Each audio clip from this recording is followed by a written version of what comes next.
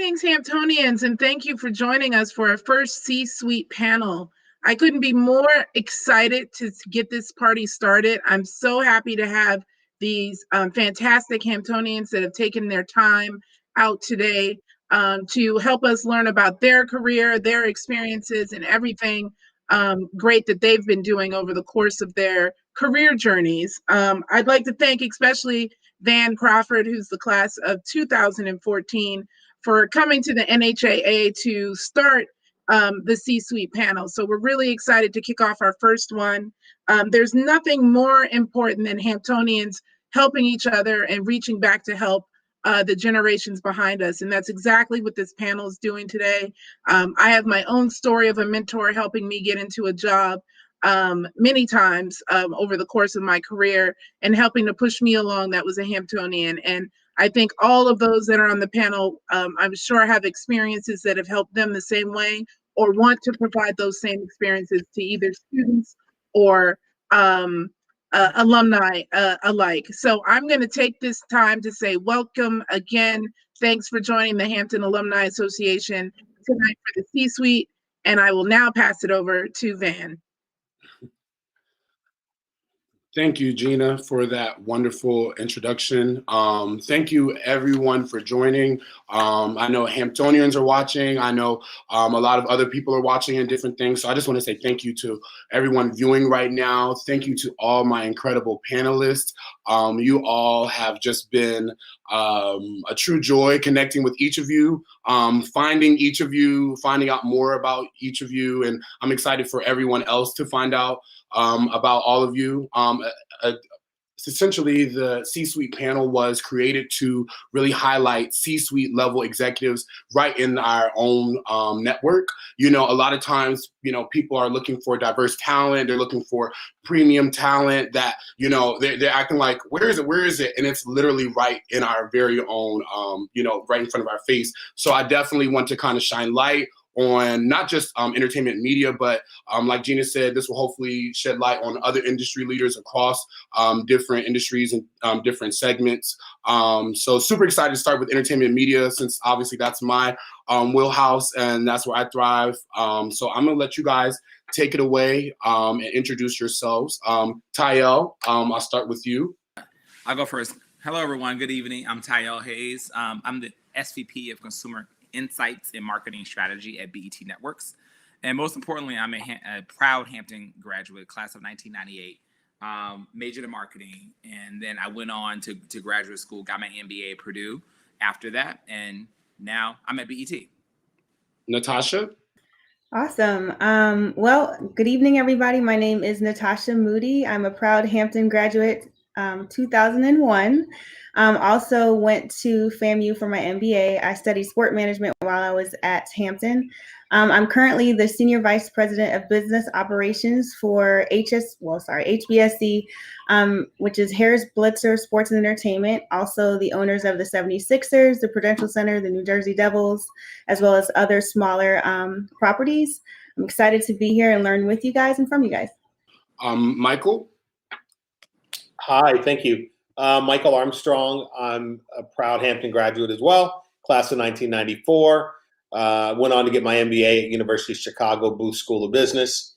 I have worked for the last 22 years at Viacom CBS. I'm currently an EVP at Paramount Pictures, working in our global content team. Nice.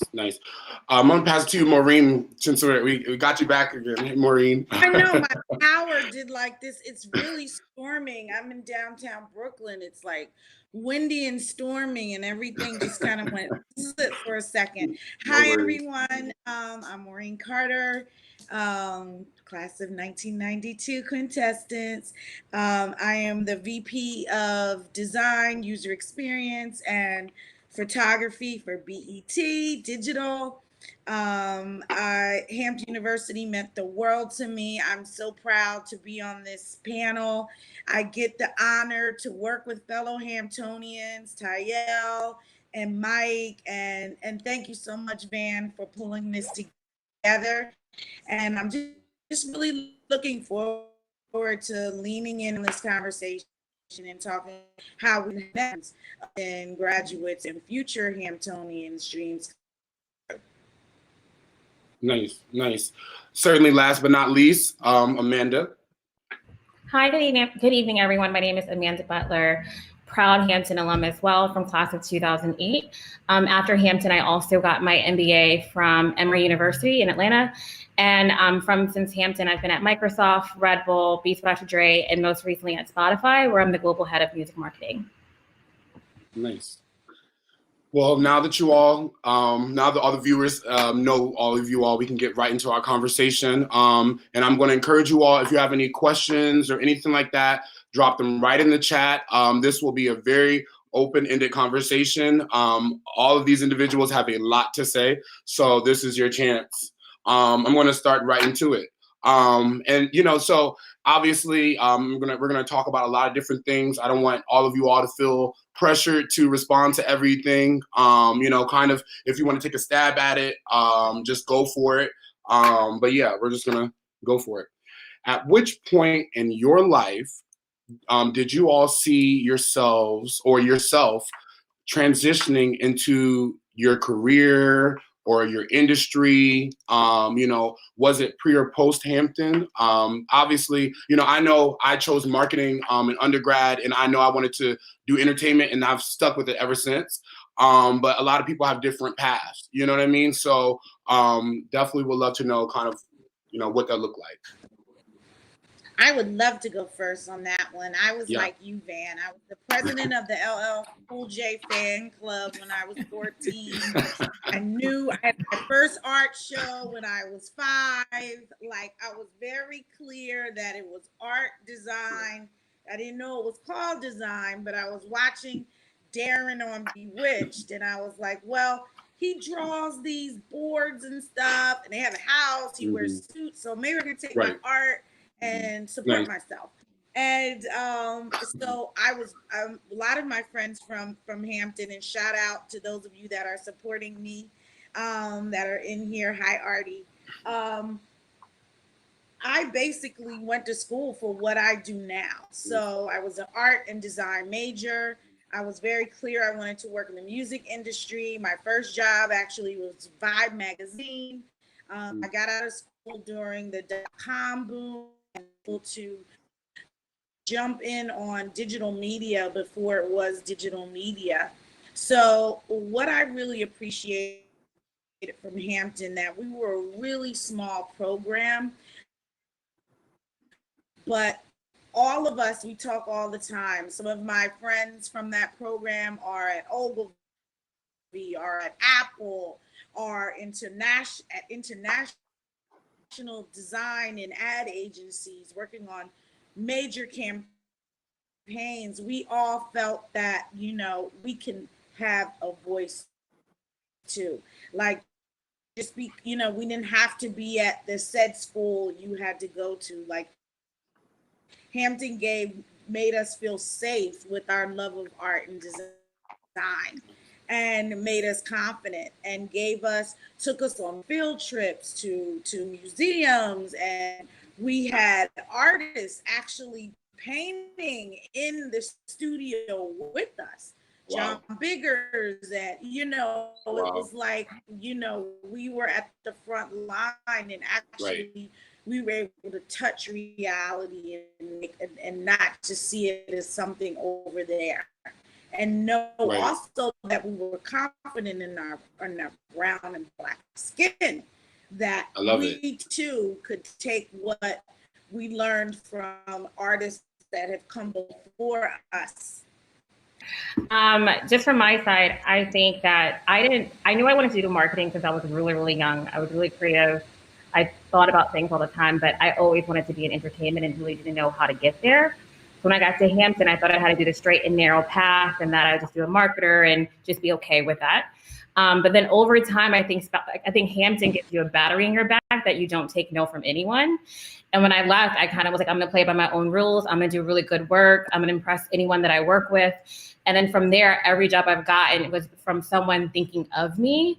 So I think from that, I think Hampton just gave me the energy and the stamina to just keep going. And then ultimately I ended up in music where I wanted since I was a kid.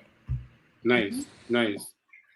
I can jump in a little bit here too. Yeah. Just for those of us who had no clue when they were going to college what they wanted to be, I just knew I had to go to college.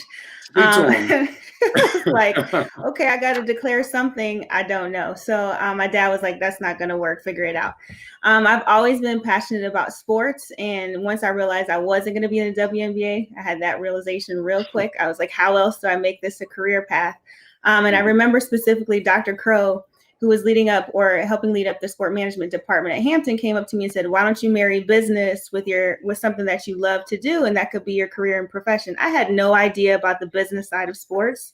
All I knew was the playing, what happened on the field of play. I had no idea that it was like obviously a huge industry as it relates to revenue generation and all of that. So and brand marketing and what they do in the community. So I was fortunate enough to, start the sport management program. Of course, my dad was like, "Really, that's what we're going with?" Because he's an engineer.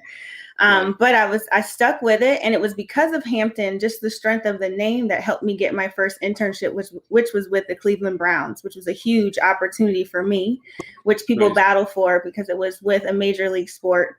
And a well-known brand. And because of that opportunity, I was able to break into the NFL, the NBA, now the NHL, and, also the entertainment side. So I appreciate Hampton for that. But I know there's a few of us out there that had no clue what they wanted to do. They just knew they had to go to college. Right, exactly. Michael and Tiyale, I want to jump into kind of a similar question for you all. What drew you to entertainment and media? I'll start with you, Michael. Yeah, I'll give it a shot. I actually didn't know I was going to go into entertainment and media, which is interesting. Both of my parents had at that point been in entertainment and media. I'm from Denver, Colorado. My mother was in the cable industry, working for HBO when I was growing up. Denver was kind of a hub for a lot of the early cable companies. And then my dad actually was working in the NBA. He was the CFO for the Nuggets when first Black ownership bought the Denver Nuggets. And so he come into that organization with them as CFO. And I had a lot of exposure, but after Hampton, I really wanted to kind of just get into a sales job. I majored in marketing, and I had interned at Pepsi each of the summers while I was at Hampton. But an opportunity came along. Actually, it was another Hamptonian that was recruiting for Baxter Healthcare. And I ended up working in sales for Baxter for about 4.5 years after Hampton. And I really kind of decided I was going to cut my own path into the industry. But obviously, with all of the entertainment around me, my sister, who was ahead of me 2 years at Hampton, at this point was working for a cable company. I kind of got drawn in. I ended up taking a job with MTV in 1998, and I've been at Viacom ever since. It's 22 years. And so I've had an opportunity really to use all of the skills that I attained at Hampton in marketing to kind of cut a path through the organization, first domestically, then globally. And so I didn't have a sense that's what I wanted to do, but I was really just drawn in, I guess, I'll call it the family business. Nice. That's cool. And my path was very similar to what everyone spoke, a bit of a mix of all those. And very much inspired by a movie. So Boomerang, the movie, came out when I was in high school. And I said, I think I want to do what Marcus does. And something inside of me said, I think that thing that he did, I don't have words for it. I literally, like Maureen, didn't have words for what it was, but I saw it and said, I think that's what I want to do. And my accounting teacher in high school was a Hamptonian, class of 80. Shout out to Charlene. She was my accounting teacher, and she said, I think you should think about going to Hampton. I think it will fit you really well. I didn't know what that word meant. I was like, how does a school fit you? It's a school, right? You just go to college. And so obviously fast forward, I majored in marketing, and I actually spent my entire career in packaged goods. So I went into sales after I left Hampton at Johnson & Johnson. And then I went and got my MBA. I thought I wanted to be a brand marketer. That's why I was like, I'm a very much a rule. Shout out to the brand marketers. Yes, I'm the oldest child. I follow all the rules. You give me a rule, I'm going to follow it. So I was like, I'm going to follow the rule. I'm going to go be a sales rep, go back, get my MBA, and be a brand marketer. That's what you do. And so I did that, literally stumbled into research and said, I actually think this is actually what I wanted to do. And the advocacy that I do around consumer insights is my passion. And then fast forward 15 years, And I say this to say it often takes a village to get you where you got to go, and it will be all Certainly. people. In this Certainly. case, the head of research at Procter & Gamble knows the head, and I was no longer at P&G, I was back at J&J. No, the head of research at Procter & Gamble knows the head of research at Viacom, and they're both white women. And so when the BET job came up, and she sent my boss sent it out to her network and said, "Do you know anyone?" Yeah. And she said, "Actually, I know this guy. He doesn't work here anymore, but let me find him." And she found me and said, "Would you be? You interested in looking? I know this woman. She's looking for this role at BET." And I said, "Oh my goodness, I would love to work at BET, and I would love to work in media because obviously I'm working in packaged goods. You spend a lot of your time making the commercials that fund this industry." So so that's how I got here. So it was a bit of a path, finding some passion of mine, but then really getting some help from some unexpected places to get here. Nice. I heard from a few people that you were going to speak about metrics and data tonight, so I'm excited that you're. I will. Give me a number. I'm going to tell you about it. Nice. Good stuff. So how did your Hampton experience help prepare you for the role or the kind of like the capacity that you're in now? For some people, sometimes they'll just be like, "Oh, you went to Hampton? You're hired." You know what I mean? Or "You're my line brother, my line sister, you're hired." You know what I mean?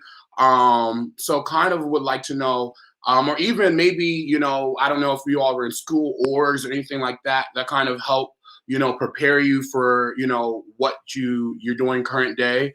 But would love to know a little bit more about that. I think for me, a lot of things stood out. I think at Hampton is such a beautiful place.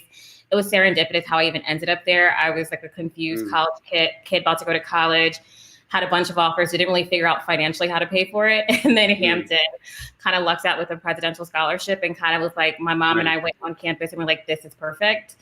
And I think it was like the greatest blessing I've had in my life. In terms of like how did it prepare me for my current job, I think like I was part of student leadership programs. So from there, you advocated, you worked on a bunch of programs, you work with a lot of amazing leaders. And even the job that I had, I think sometimes when you go into these institutions, whether it's Hampton or graduate school, you talked about brand management.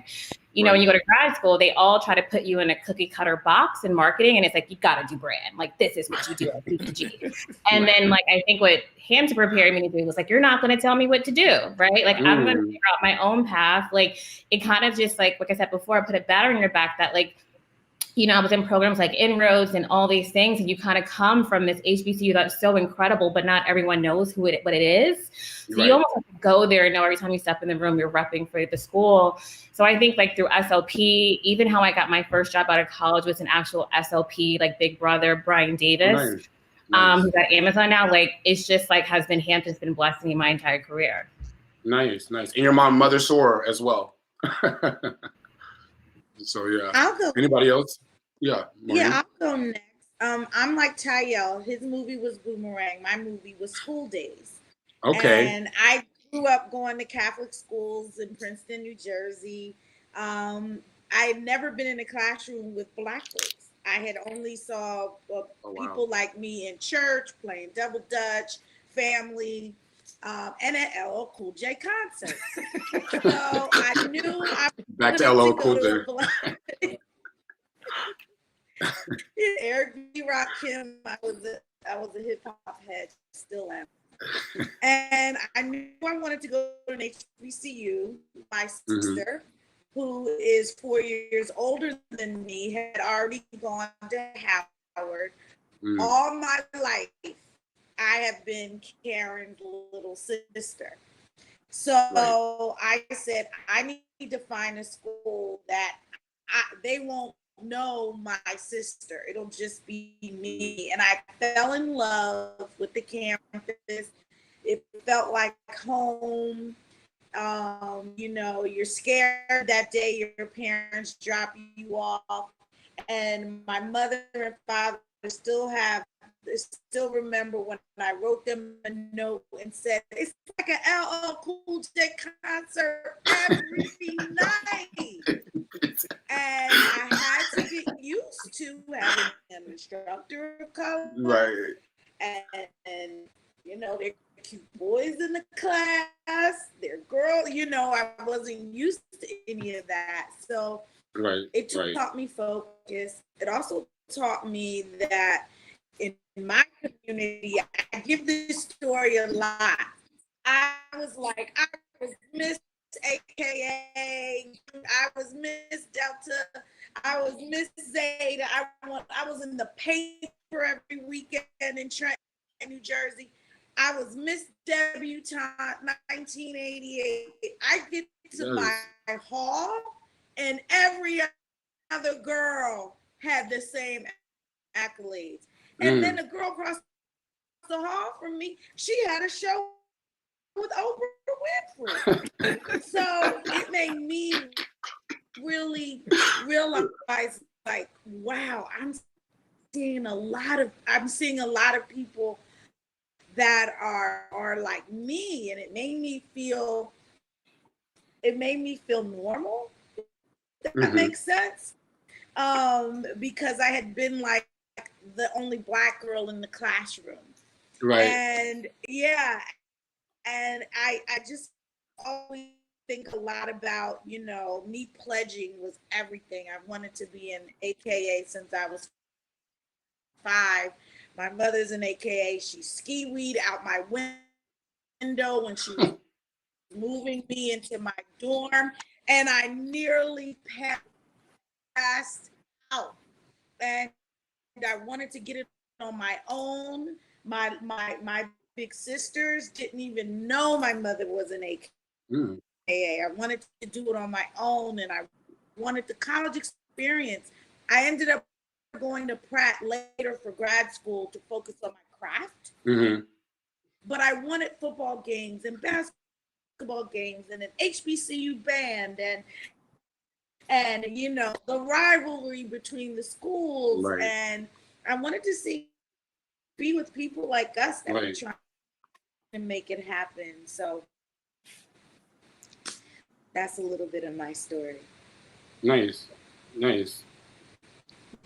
I've had a chance to go through the student leadership program, had a chance to work on class councils, and I think Hampton gives you such an opportunity to shine in different arenas that when you leave Hampton and go out into your career, you've already done more leadership than most of your peers. And you've done it to Maureen's earlier point, with unbelievably exceptional classmates who themselves were, not me. You know, pushing you to be harder, pushing you to be stronger in your different areas. So I think Hampton really does a good job of building you up in a way that pushes you out into this world as a confident and capable leader. For sure. No, I definitely agree with that. You know, I mean, people always say kind of going to any HBCU prepares you for just the real world and everything like that. But I certainly think Hampton, being somewhat of a utopia, because it's not like much else going around Hampton, obviously. It's really a land of its own. You know what I mean? It's not like a Howard or a Morehouse, or you have all these other things going on, you know, in the city. So I definitely think it just teaches you how to really work hard, and, you know, make the most of what you can do. If you could go back, any of you, and I'll start actually with you, Natasha. If you could go back and talk to young Natasha, about to receive her degree, you know, about to venture into the world, no clue as to what will happen, just happy to honestly have a degree. And your undergrad degree, not even talking about grad school or anything like that, just yet. You know, what would you tell yourself? I would actually start my freshman year in college and tell myself to enjoy the experience more, because I was so afraid of messing up, and I was like a little bit of a quiet person. You know, chose to play the wallflower route. And if I could go back, I'd be like, girl, enjoy yourself, but that's okay. I made up for it after college. But, you know, when I graduated, and if I could speak to myself then from what I know now, I would say, number one, don't be afraid to fail forward.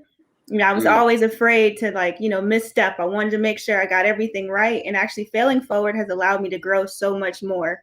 And even the concept of failing forward, I was like, what does that even mean? I failed. But learning from my mistakes and seeing those as opportunities and blessings, I would tell myself that first and foremost. Number 2, closed mouths do not get fed. So I used to always say, you know what, I'm just going to grind it out and they're going to see that, I, deserve A, B, C, D, E, F, G. And now I'm like, wait a minute, our white counterparts, they ask for a lot of things and I should have been asking and or, putting it out there. So knowing my worth and my value that I bring. Now, mind you, that comes with, some caveats to it. You can't just, go out there and expect everything and have no experience. But I wish I would have advocated for myself sooner rather than later. I learned that later on in life when it comes to negotiating salary, asking for the opportunity, asking for a mentor, understanding the difference between an advocate, a mentor, and a sponsor, because that was huge in my growth and development. That part and that part. Right. So, understanding like how to use my resources the right way. I wish I could go back and say, girl, you would be so much farther along, and I'm blessed, where I am today. But if I just knew those things, those nuggets, when I was coming out of college, I know that I would have gotten there a little bit sooner and I could be helping a lot more people in the position that I am now.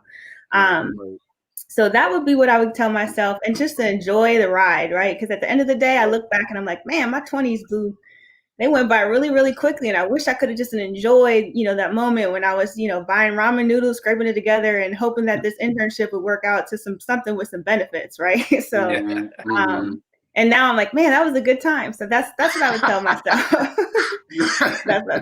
That's a great story. I love that. Right.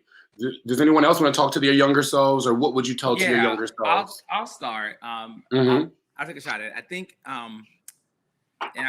this is a tricky one for me because it can go in a lot of places, but ultimately the blessing I've had of Hampton and giving me this foundation it gave me to really go out and create my own path, conquer, and all the things that it teaches us how to really show up in the world and contribute, has allowed me amazing opportunities that I would have never expected were even available. To have found passion in something I didn't know existed at 18 that's the real blessing of life, right? Is that I was able to actually do that. The thing I would say to myself that I'm actually relearning now, because I work at another Black college called BET, in the sense that I wish I would have overcome and learned some of the trappings of racial trauma earlier, right? And specifically as a Black man, specifically as a Black gay man, I've had society tell me who I am all my life. And I didn't realize they were telling me, and I didn't realize I was believing all these things about me until I've had these incubation moments. One was Hampton, where I was able to incubate in my Blackness and really understand that a bit fully. Now again, working in another kind of mainly Black environment with a different set of Black men now, I am re-immersing myself in my masculinity and my identity in ways that I wasn't doing in corporate America.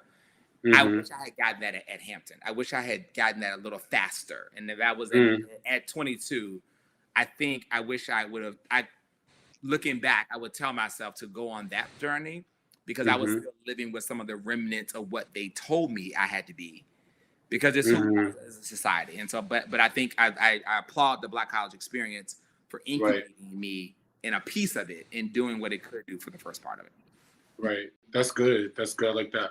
I want to go right into the next question, but somewhat similar. And we're in my favorite place, talking about race and diversity. You all are Black executives, first and foremost, which is, obviously to be applauded. But in certain circumstances, it's a very rare scenario. The whole point of this panel was to highlight the HBCU grads that do become executives and then go on to have, thriving careers and different things. A lot of times people will look at PWIs or, other Ivy Leagues or anything like that when we have such premium talent right at our HBCUs that people should invest in.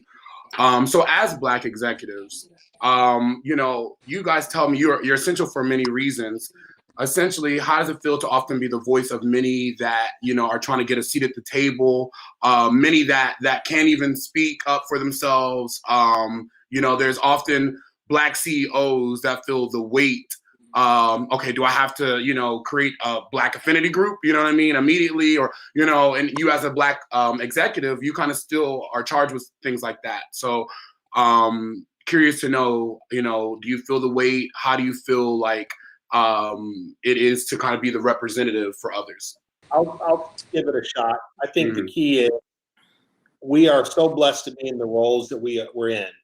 And as much as you would love to, like your colleagues, be able to not accept the burden of then adding on additional responsibilities to the day that you have, the same 24 hours, what you learn is it's really a blessing to be able to give back and to be able to be available and to be able to have that open door for those behind you. I remember Black executives that I used to go to early in my career when I just needed to lay something on them, get some advice, understand how to get over a particular hump that I was dealing with as a young employee at a new company. And so I've kind of made it my life's passion to not just say, oh, I have an open door, but to actually reach out and spend time with peers, younger execs, other execs that are in the same space and make sure that there's no ball hiding. We all know the same things. We all have the same information.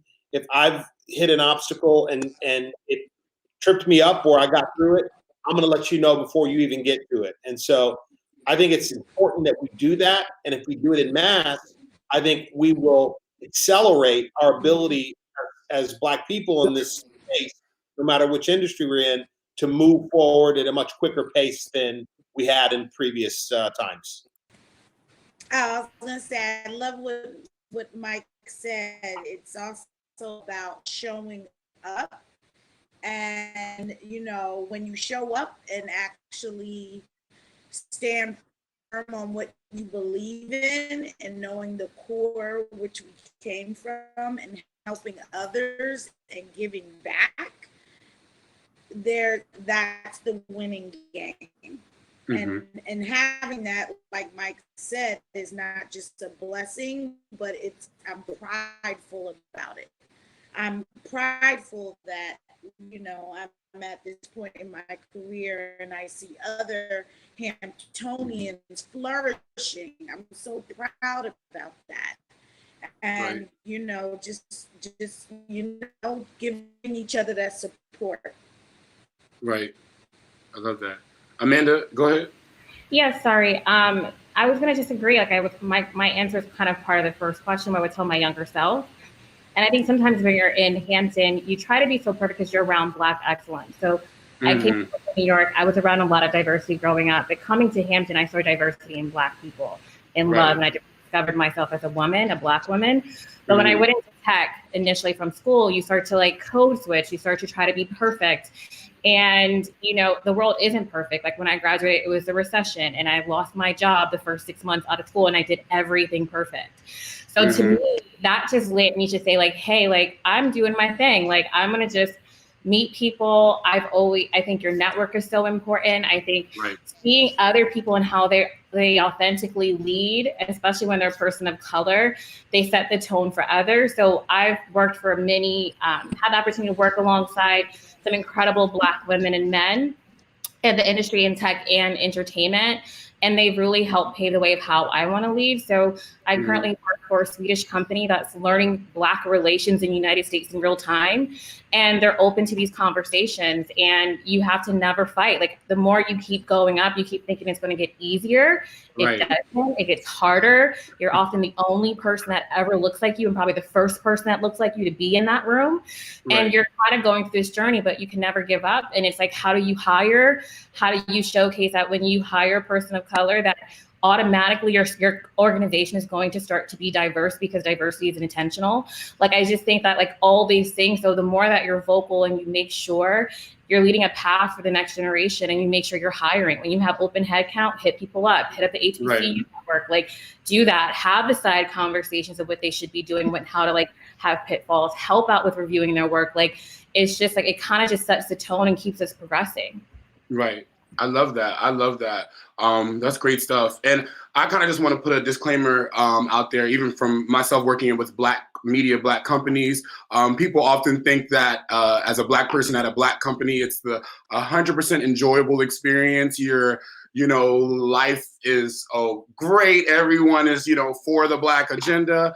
I'm letting you know right now definitively that that's often not the case. You are fighting most times. You might be the one Black person, but it's in a hybrid company where you have like your other counterparts that you kind of have to work with and, you know, split budgets with and split, you know, marketing efforts. So it can be really hard, you know, and I just kind of want to put that out there. Don't assume just because, you know, someone's at a Blab video or a BT or a Root, you know what I mean? It's really hard to, you know, be a Black person in corporate sometimes, you know what I mean? So I applaud you all, certainly.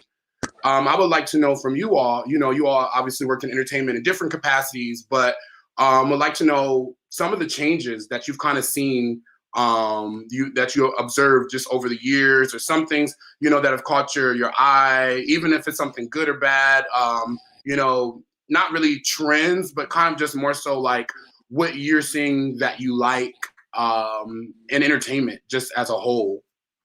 Yeah, I'll start. I'm loving what we've been coining, this new Black Renaissance that we're in, right? Where Black people are seeing themselves differently. I won't get into all the data of how and why, but there's a bunch of data about how we're seeing ourselves more fully than we were 5 years ago.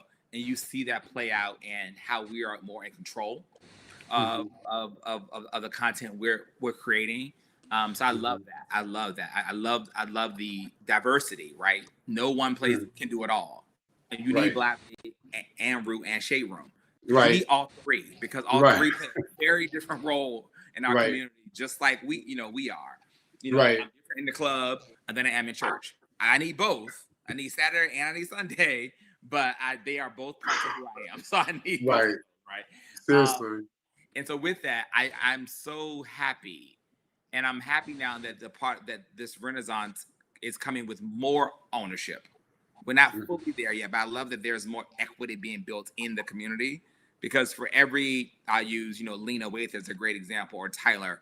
If I look at Lena or Tyler, every show that gets green light lit that they do, they then bring on a Black producer, a Black writer, a Black janitor, a Black catering company. Like, they really fill the pipeline with Black talent. And I think that you go to Tyler Perry Studios and it's Black people also serving your food. And you're like, oh, wow.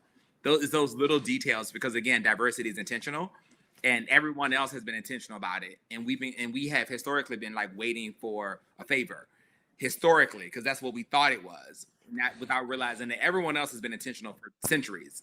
And so I love the representation that we're seeing. I love the equity building, and therefore the broadness that young people can see in themselves now in entertainment. Right. Natasha, I would love to see some, just from a sports POV, you know, some changes you've kind of seen. Yeah, you know, so when I first started, you know, all you really saw as a with regards to diverse representation was really with the athletes, right? So when you thought about sports and entertainment, or in particular sports, you saw the athletes, right? You knew who Michael Jordan was, LeBron, et cetera, et cetera. You never really saw any diversity in the office, if it wasn't necessarily dealing with the athlete in themselves. And so over the past, I would say 15 years, I've really seen, you know, the diversity start to happen within our industry, and in particular with the organizations that I've worked in. And to go back to the previous question, I don't feel like it is a burden. I feel like it's a responsibility for me to make sure that I'm advocating for myself and other people that look like me, right? So I feel like, you know, it's part of who I am and what I will do and what I'm going to do. And I make sure that's part of the fiber of what I do every single day and how I show up and I lead.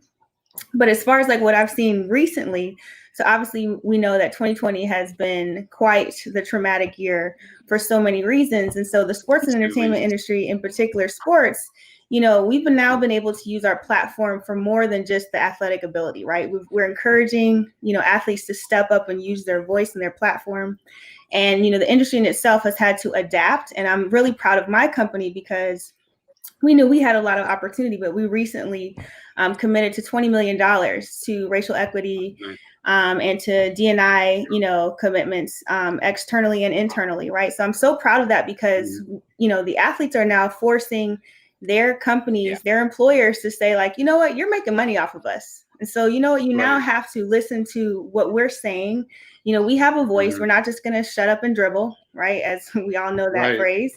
And you have to support us because we know we make you money. And so this is a huge opportunity for us to shift, and also to provide a lot of opportunities within the communities that we work, live, and play.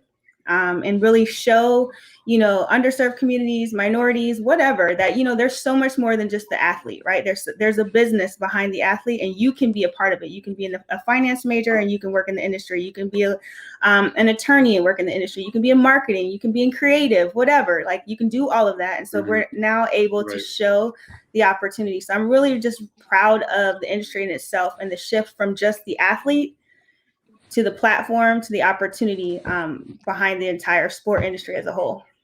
Because there was a point in time where it was just me at the table for a long time. Right. So it gets lonely at the top. It gets lonely. It does. So. It was lonely at the bottom, middle, and the top for a long time. Oh my God. Oh, well, I'm happy you're here now with great company.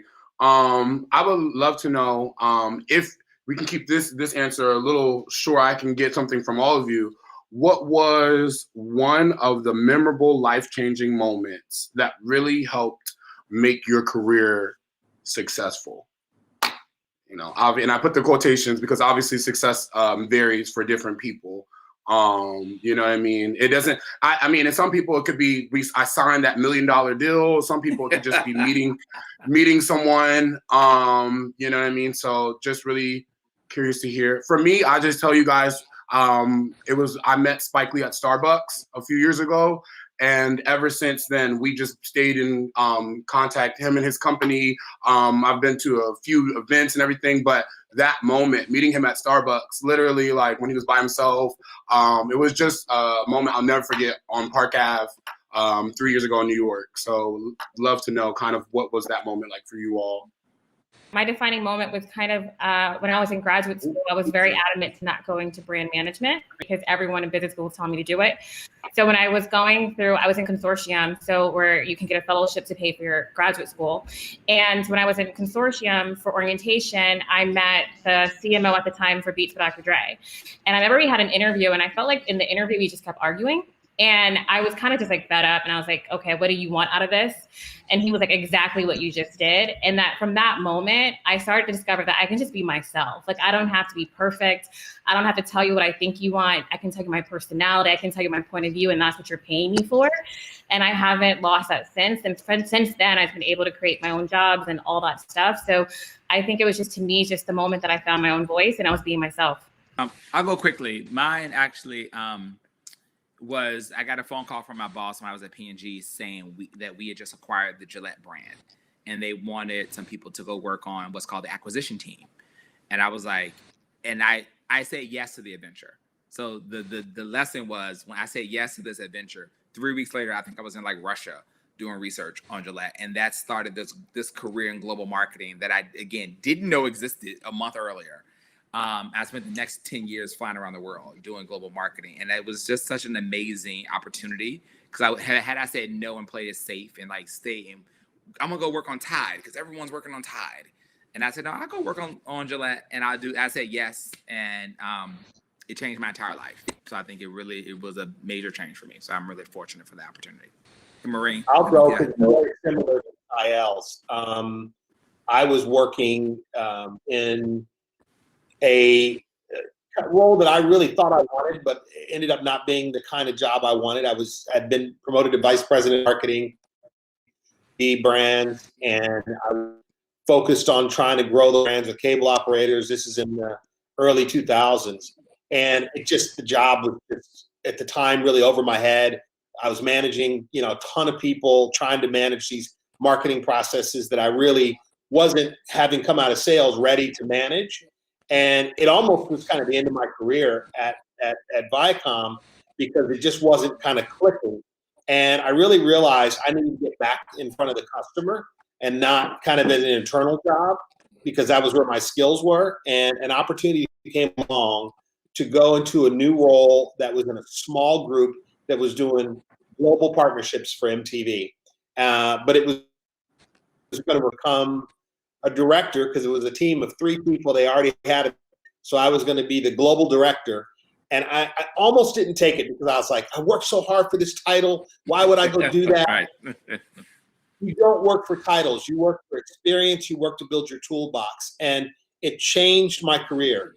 I had a chance, like Tiyale, to start seeing the world on behalf of the company, these global sales deals with multinational companies propelled me ultimately to being hired to launch internationally. And I had a chance to launch, 25, 30 channels around the world. I would not have done that had I been safe and tried to hold idle. And I think the key is really have to think about your career holistically and not in a linear fashion of I'm going to be director, then I'm going to be VP, then I'm going to be that.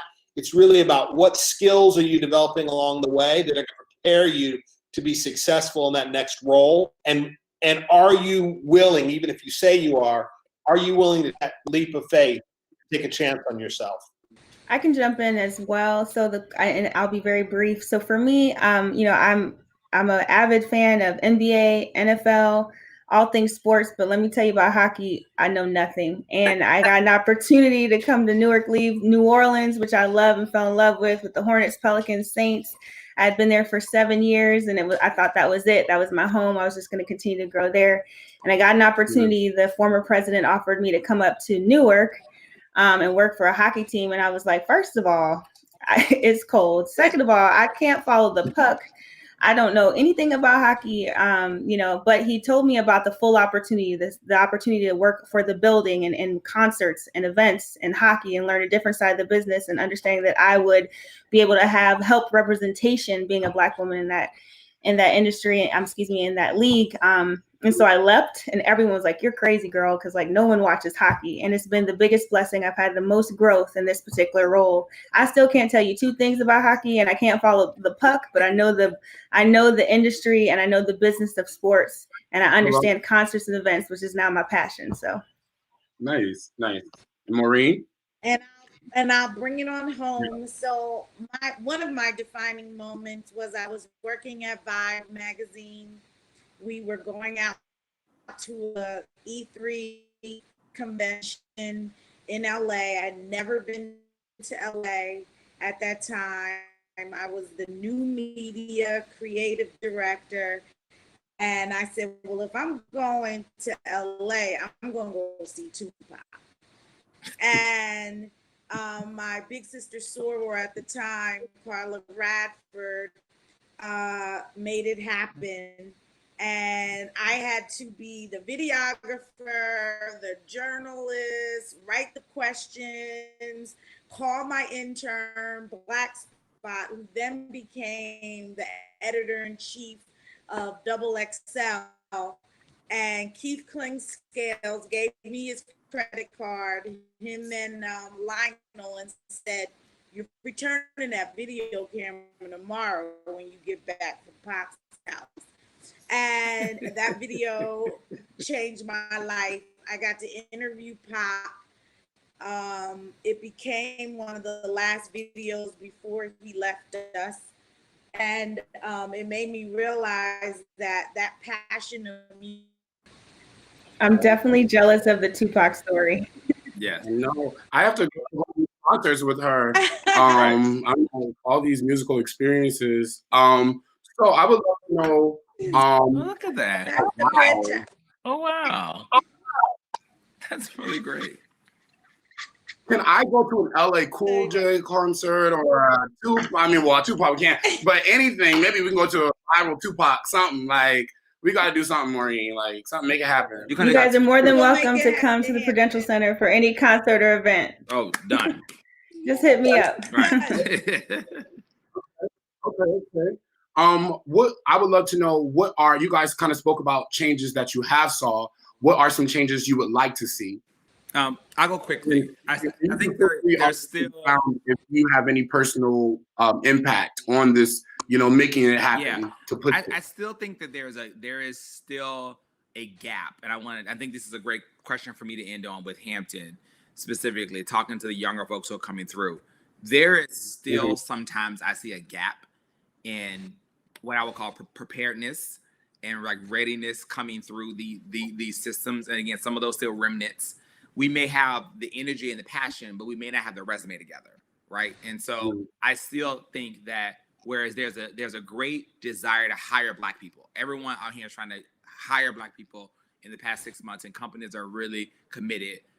Right. And we have to make sure we interview well, and meaning can answer questions. Our resumes got to be tight. Our experiences got to be clear.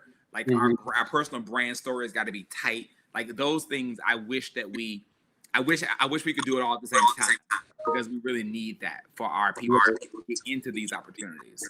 Anyone else want to take a stab? I was going to just like to add. Sorry, it's like I told my side, but I completely agree. I also think that the thing that's a little disappointing what's still happening today is that even though we're so over prepared, and oftentimes for us to get a promotion, we have to already be doing that job. When our counterparts that don't look like us, they tend to be able to have the ability to grow into a role. And I just wish that it would be a more even playing field. So even though right now we have to work a little bit harder, but I really hope that a lot of these organizations will start to bet on Black and ultimately allow the youth to actually grow into their roles and their potential. I think someone, a lot of these organizations will start to bet on Black and ultimately allow the youth to actually grow into their roles and their potential. I'm not crazy. I'm like, do I hear something? Right. Okay. Well, Natasha, what changes would you like to see in your industry? More of me. I mean, not necessarily me, but more representation. You know, that is why I'm a part of the D&I committee and our organization. It's been about 2 years old. I just recently stood up our Black Employer Resource Group, BLX, really just pushing to make sure that, you know, we are giving a safe space for the current employees that we're recruiting, that we're living up to our commitments, both internally and externally. Like, so that's what I want to see. I don't want to see just the statement. I don't want to see like, here's our commitment. I want to see action. I want to make sure it's long-term, it's sustainable.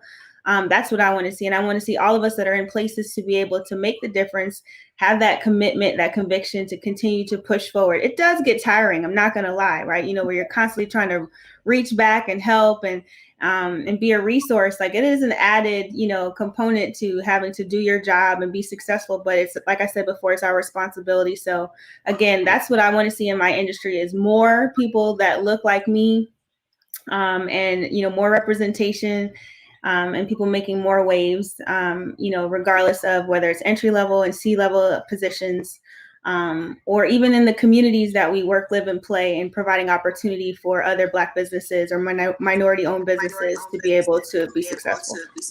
For sure. Michael? I'd like to see more of our stories being there's a really nasty echo. I think everybody I'd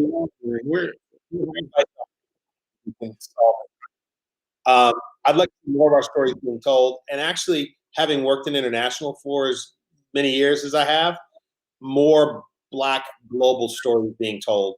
If you haven't had a chance to watch Michaela Cole and I May Destroy You on HBO, it will give you a sense of the tapestry of Black life around the globe that's so inspiring, inspirational, complicated, but like the idea that we are this monolith is, I think, perpetuates our ability not to have more of our stories told. And I think the more we can lean in to see people from all over the globe that look like us tell their very individual and unique stories, the more opportunity actually begets for us to tell our stories that are very American as well. So I think a global retelling of what Black life is, seeing the similarities and the differences, I think is something I will continue to push for. I did it when I was running BET International. I'll continue to push for it even in my current capacity here in Hollywood. Nice. And I just want to say, just really quick, I think that obviously it's super, super important. People don't realize, especially the consumers, don't realize how much entertainment shapes perception of the masses. So people, you know, regular day-to-day people, most people obviously watch a show that might depict a Black person as, you know, a subservient, you know, role or some type of menial job or something, you know what I mean? And they don't even notice the shaping that they're doing on their viewers. So, and that goes for sports, that goes for music, that goes just for anything that we see as consumer oriented. So super important. Maureen? I'm really like torn with this question because I think it takes us to like really like soul search individually and think about why our purpose. Like purpose is like really what I'm focusing on. And just because like Tiyale was saying, I work for BET doesn't mean that I can lean back and say, well, I'm already doing my part because I work for a Black network. It's, you know, how are you really taking what we do within the office into the community? And how are you extending, right, that not just to other fellow Hamptonians or these esoteric groups, but the homelessness and these young kids that can't get laptops or computers and they're homeschooled during COVID. So, you know, how can we take everything we've been blessed with, leverage our positions, and help bring the communities up? No, good stuff. This was good. I just want probably one last question. You guys can kind of give a quick message, or however long message. Obviously creativity is a huge thing right now. And I'm really proud of the landscape of Black creatives and the support for Black creatives that people are displaying right now. I've never even seen the phrase Black creative so much more than I'm seeing right now in 2020. So I'm really happy, where it's going. But with that, sometimes creatives are they talk themselves out of corporate roles. They feel like they're not, either that's a different path. They don't understand. They don't see themselves kind of infusing their creative juices into a rigid, box or something like that. But many of us know already how you can, kind of be both. You can be creative, you can be corporate. You can sit down in the boardroom table. Sure, a lot of y'all must cuss, it's the nature of the business, you know what I mean? But a lot of times people kind of feel like, well, I'm not, buttoned up enough for corporate, you know what I mean? So what do you kind of have to say to the person that maybe talk themselves out of it, especially to the Black and brown community that might not, they're not even the right person, or their braids, maybe their style of clothing, who they are is not fitting for corporate?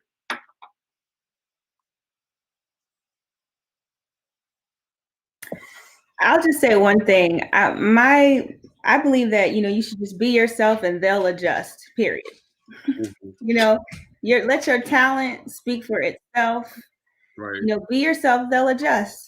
End of the story. If you can contribute, if you're talented, you will find a way. And if someone, passes up on you because you don't fit the stereotypical or you don't fit within their rigid box, you don't want to be there. So it is important that you learn the corporate game, but you still stay true to yourself. But I know that people adjust, and they will adjust if they want you. And, never to give up on yourself, never to give up on your dream. You have to make money, but at the same time, you want to have purpose. You want to have a purposeful life, and to look back and say that you took the risks. And like I said before, fail forward, and that's fine. Right. Good stuff. Good stuff. I would just add, I would the idea of why creatives matter in boardrooms. I would say one, corporate isn't always a big boardroom with big like leather chairs and that space. That the idea of the business of creativity is very wide. And so whether you're doing something in a small shop or at a major corporation, I think the value of knowing how to get your content into people who can watch it is the value, because the people need to consume it, because when they consume it is when the representation happens and the change happens. Right. As we look at that right now, we did a bunch of research in February showing that we thought Black men were going to be a target during the election because we were a bit vulnerable. And as we see now in these past 2 weeks, there's a lot of people out there trying to use content to pull Black men in to something that isn't really for them, I would argue personally. Right.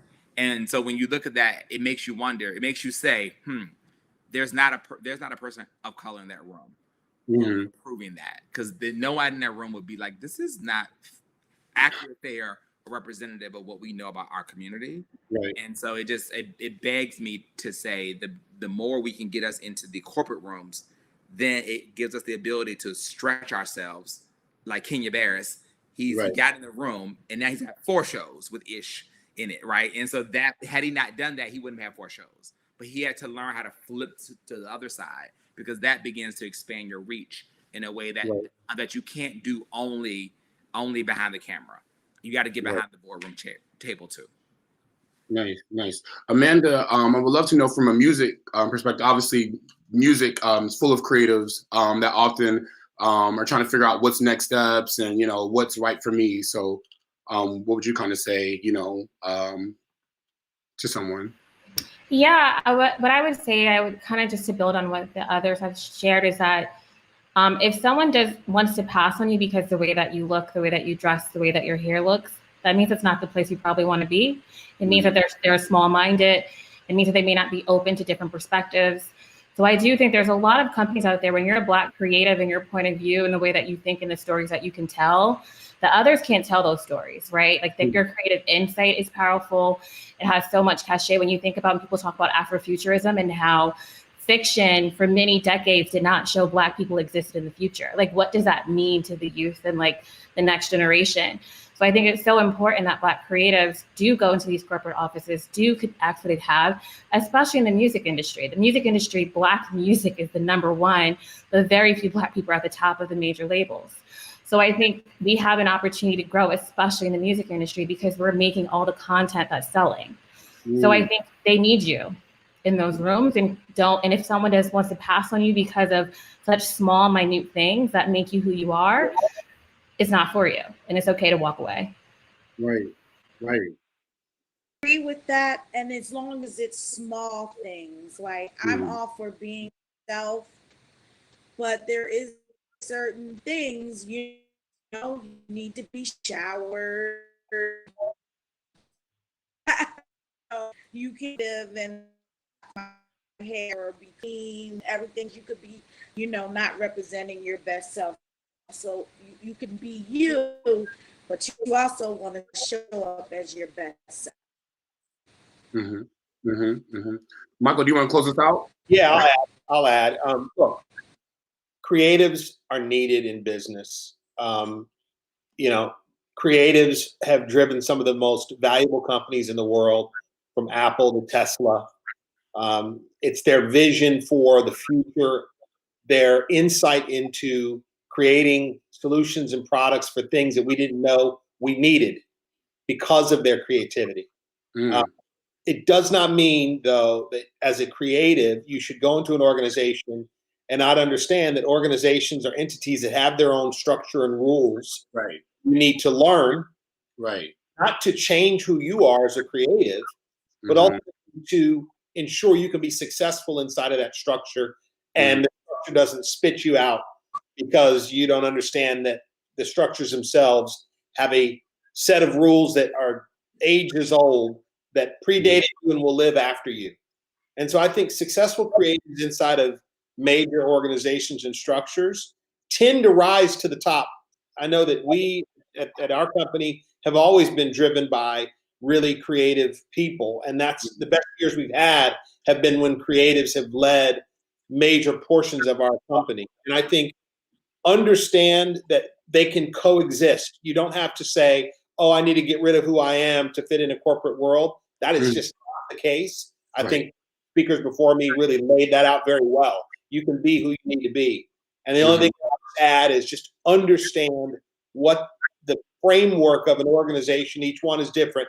What's their ethos, what's their culture, and how you want to live your life day to day.